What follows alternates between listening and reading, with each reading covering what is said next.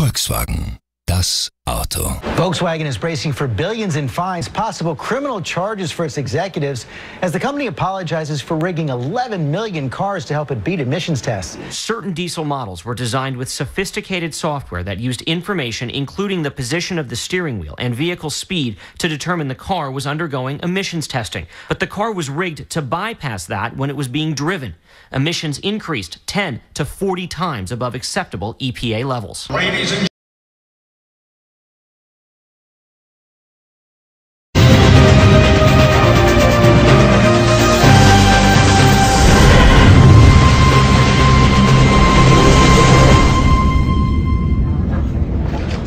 On the 23rd of October 2006, the former chief executive of Enron, Jeffrey Skilling, was given a 24-year jail sentence for fraud, conspiracy and insider dealing.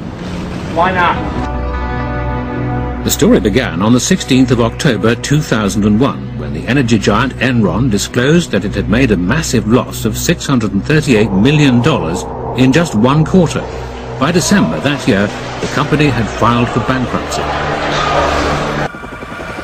Enron's auditor, Arthur Andersen, was convicted on one charge of obstruction of justice in connection with the Enron audit. With a close personal relationship with Enron's chief accounting officer, Andersen was collecting $1 million a week from Enron in the year before its crash. More than half of that amount was for fees that were charged for non-audit services.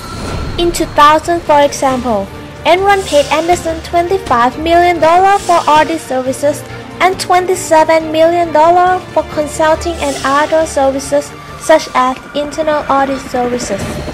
In addition, Arthur Andersen abandoned its roles as independent auditor by turning a blind eye to improper accounting, including the failure to consolidate, failure of Enron to make $51 million in purpose adjusting in 1997, and failure to adequately disclose the nature of transactions with subsidiaries.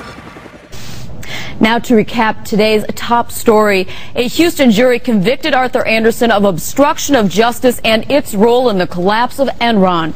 Andersen has already lost more than a third of its clients, and today's verdict could put the embattled Andersen out of business.